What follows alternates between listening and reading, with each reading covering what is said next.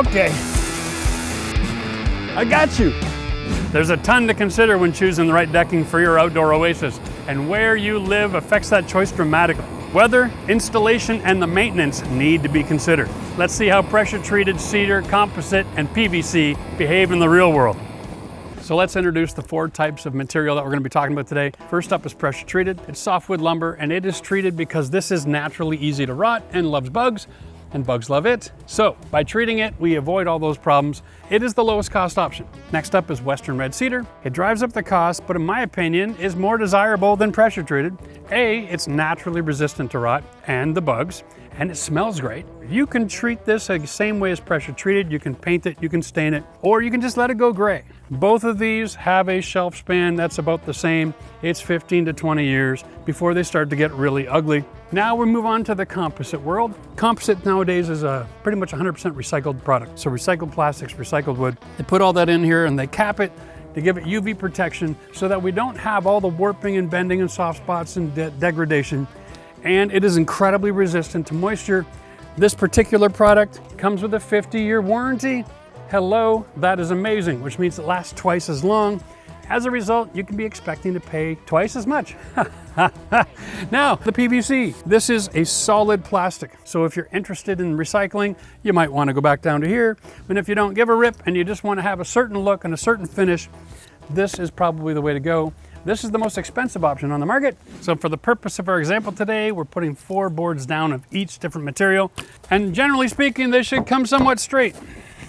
But when you put them all together, inevitably, you're going to find this, curvage, all right?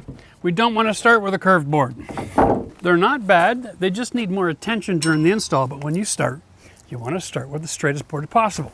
I love this one. So, here's my first board. You got an option at the edge of the deck. Because you got pressure-treated substructure and pressure-treated lumber, you can just start nice and flush like this. No more money to spend. If you want to make it look pretty, or you're having stairs, add a 1-inch overhang, okay? Then you're good to go. If you're going to add a colored facade, you could paint it, you could add a material, add a little bit of extra space there. Go to 1 1/4. There's your overhang. Now we're ready to install. Install your screw 1 inch from the edge, bare minimum. And if you're gonna be near the end, do it in reverse till you see smoke, and then drive it through just below flush, okay? That'll avoid it from splitting. Always want to use a screw that is 1.5 times as long as the material you're screwing through. This is 1 inch, 1 plus 1.5 is 2.5. That's a 2.5 inch screw. The rest of these boards, here's the next rule. If you buy this from a local building supplier and your boards are wet, you get rid of your gaps and you put your screwed board down. Remember, the board doesn't shrink on the grain very much, but it will shrink on the width. And then these gaps will open up. And that gap will appear after it dries out. And it takes about 3 days in normal conditions for that to happen.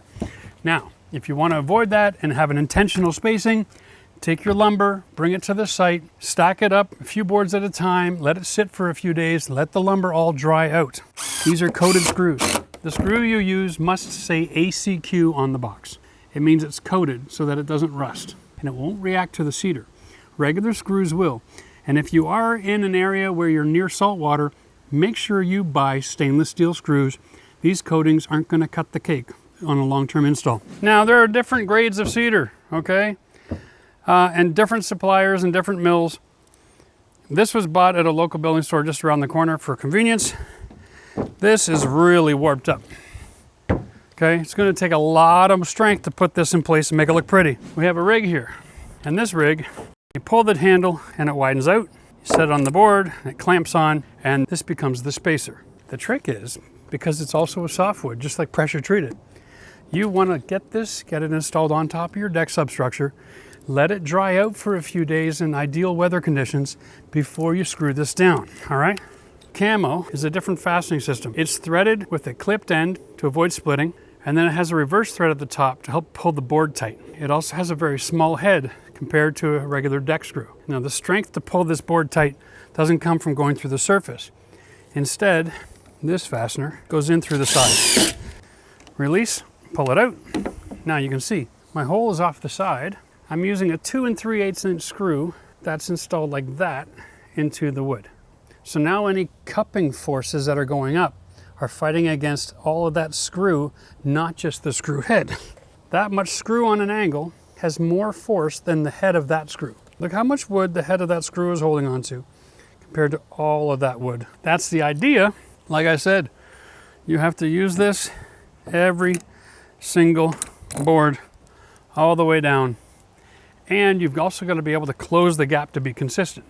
Because that heel is the spacer, you screw the far side and it puts tension and drives the board towards the spacer. And in most cases it closes it up. So when you have a warp board like a hockey stick, I'm actually touching down here. What you want to do is you want to pull it off. Put your camo claw in, install this one first, then work your way to the middle of the board. We have something called the camo lever. These are all offset wheel systems. And so you just set this nice and towards the deck here, and then you pull the lever and it moves the board. Okay, until the gap is consistent. All right, now because of the rubber wheel here, it actually locks in really well. It's a one-man operation. That gives you the ability to make it perfect all by yourself. Now, the rest of this board will be easy to manipulate. I can just shove this tool anywhere I want, add my screws and go. This is a composite board. Generally, composite is recycled material, up to 95%. It's very strong. And then they have this little cap here. And in this cap is a finish that is your finish wear layer. It holds your picture. It is incredibly waterproof. And they set that on all three sides, and that is your UV protection. That's what keeps your color over time, all right? Which we're gonna show you at the install. The kit hardware comes with its own stainless screws, chalk a line, set up your clips on your little line. Then one of the major differences between wood and man-made is this. Wood is all solid board, okay? And so the board itself on the side is just a continuous board. And so it can be placed anywhere in orientation on the deck. Composite boards generally are grooved, all right? And this is to facilitate the hidden fasteners. So you don't have to drill through the side of the cedar. In this case, we add a row of fasteners. Matt's gonna give me a hand showing you the install. And for the purpose of showing you, we're just gonna go flush with the board today. There we go. Now we're locked in, okay? It's not gonna pop off. The wind's not gonna lift it up. There's no surface screws. The system for installing it is simple. And be careful, guys, because every company out there has its own clip system. This clip system clips onto the joist and has a metal tongue on it. It slides into the groove. And then we'll slide the next board over. Now let's close that board together. All right, that's officially installed, okay? Now, same thing, we'll take another few clips, and I'm gonna recommend you go 4 boards at a time on this. It speeds up your install.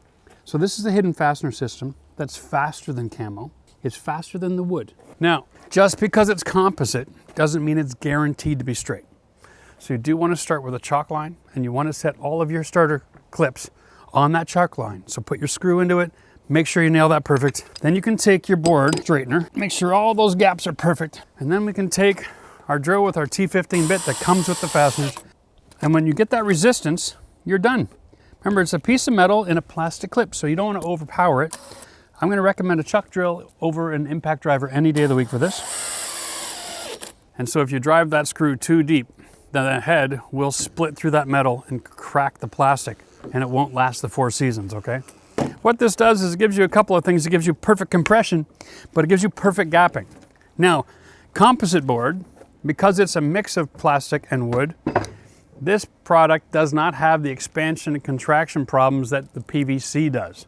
So this is great for 4-season climates. You're gonna get hot days and cold days like we do in here in Canada. I love this kind of board for here. This is a great board if you're gonna be entertaining on a regular basis. You're not gonna worry about gapping and cupping and things moving around. All right, now let's get on to the PVC. This is 100% virgin oil, basically plastic. No recyclable product in it, okay? When PVC first came on the market, one of the biggest complaints was that it's too slippery. And I think over the years that they've dealt with that, all right? Now, the other complaint is it's too hot in the sunshine. Well, if it's too hot, go with a lighter board. End of the day, UV is absorbed into darker colors. So the darker the deck, the hotter the deck. Here we go. We're just gonna get all this held in place. Now, every one of these companies has their own proprietary clip. as a homeowner, if you go buy this product and install it, get the clips that the company is selling, okay? Very important, because the warranties can be attached as a system. And companies love to be able to say, I'm sorry, there's no warranty on that product because you didn't use our clip. It's a bit of an excuse, but at the end of the day, as a homeowner, you're not a repeat client, right? You're not buying their system more than once in a lifetime, most cases. As a homeowner, make sure you buy the product that goes with the decking.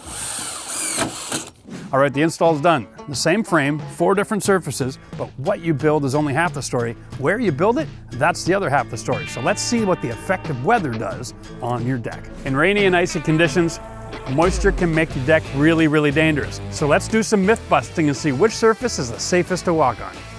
All right, a lot of people have a conception in their mind that the composite and the PVC are incredibly slippery surfaces. I know I do. So let's give it a good run and start and see if you slide right off the deck.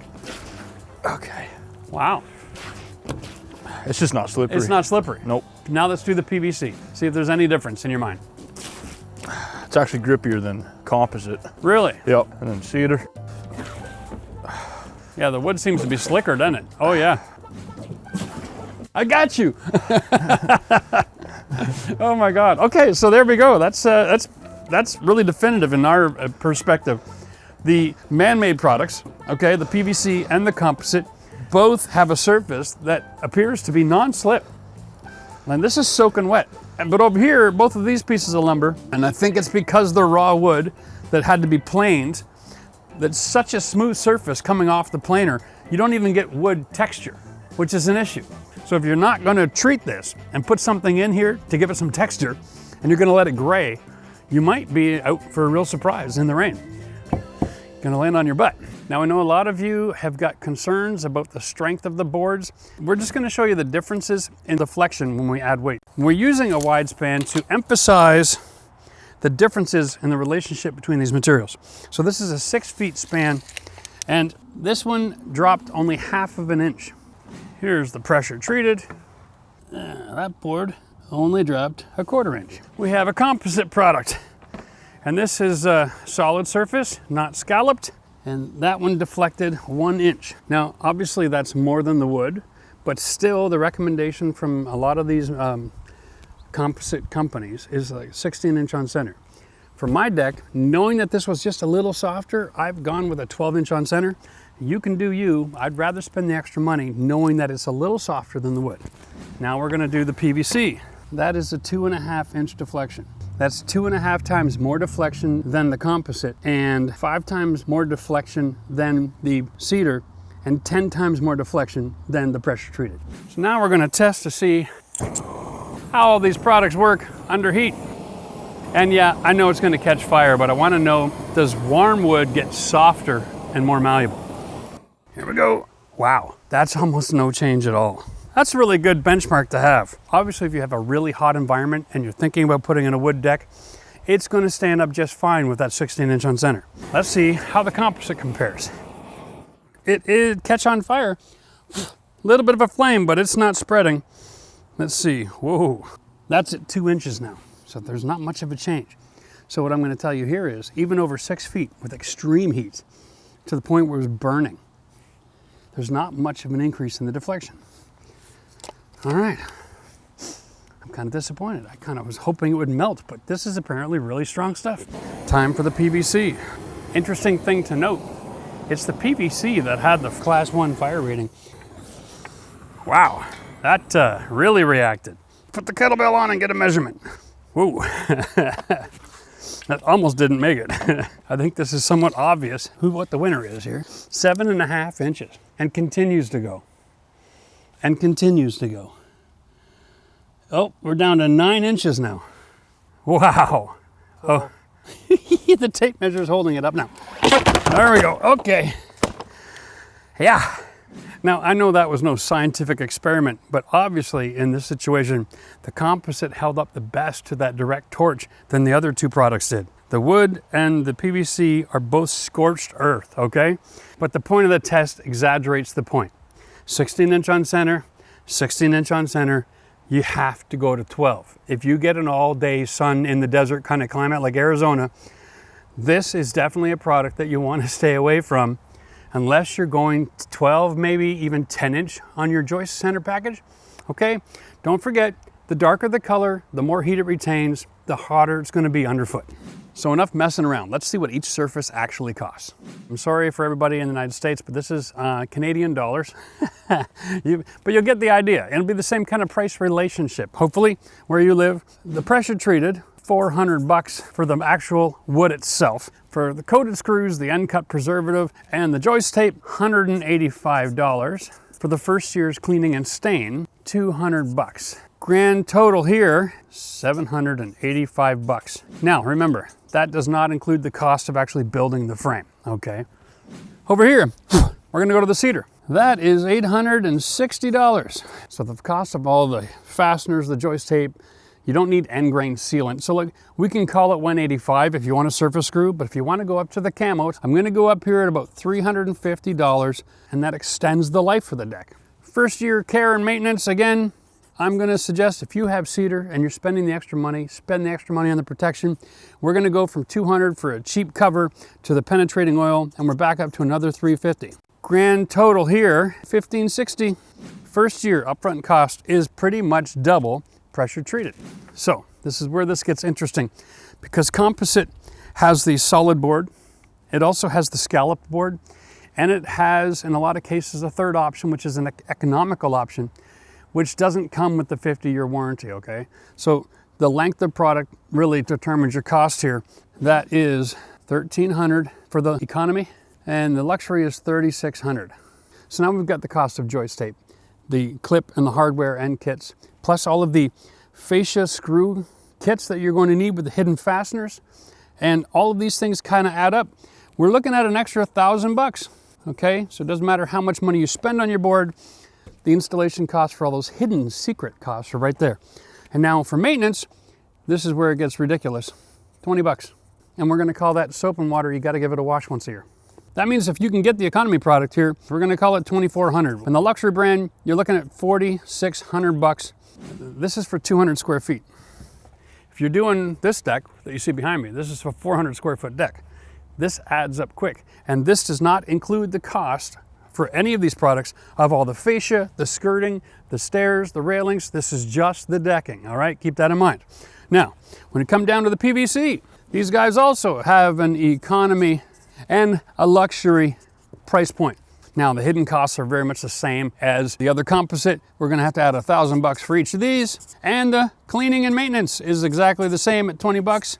All right, so we're $4,600. And the luxury brand, $5,000. Not a lot of difference here. Now, in the composite world, there is a whole lot more range, 24 to 46. Okay, but you get what you pay for. If you're not gonna treat it at all, and you're just gonna replace it a few times, you're gonna be looking at about $2,400 over the course of 50 years. If you want to take care of it and treat it, and you're going to be replacing it probably once in 50 years, all right, you're looking at about $5,400 to replace it once and treat it really well over the course of its lifetime. For the Cedar, you're looking at about $3,500 over the course of the 50 years for 200 square feet, whether you let it go gray or you maintain it properly.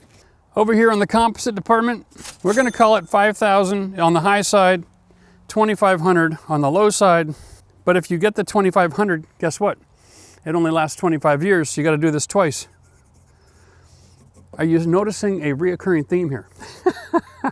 On this one, it's $5,000 to do a luxury product once, and on the cheap side, it's $4,600. On the economy side, it will also last you almost 50 years. It's just not going to have the same color protection. So it might start to get ugly, and then you have to figure out when your replacement is going to happen, and you will end up spending more money. Bottom line here, guys, is this. Your overall cost over the lifetime of owning a deck is going to be about the same. Where you live and how long you plan on staying there can have a lot of power over the decision-making process. Is it just something you're adding to the house for a little bit of extra value? Your real estate market, resale value, all of these factors, this is why it's a personal choice. Now, in my honest opinion, because I live in a 4-season climate, and because I get cold and I get hot, I'm choosing to go with a no maintenance deck of composite, not the PVC. PVC for me is too much expansion and contraction. The Cedar is beautiful. I've done a lot of Cedar in my past, but I'm just not looking for maintenance on a regular basis in my life right now. I'm in the no maintenance camp. So I'm gonna pick myself a luxury composite because I want it to look good. I want to do it once and done. I've got a structure that's going to last 50 to 100 years. I might as well put on a board that's going to last 50 to 100 years. That's the deal for me. And if you want to see the entire build of this deck, make sure you subscribe to the channel. And if you want to see comparison videos of other decking options or even brand on brand comparisons, let us know in the comment section. We'll see you in the next video soon. Cheers.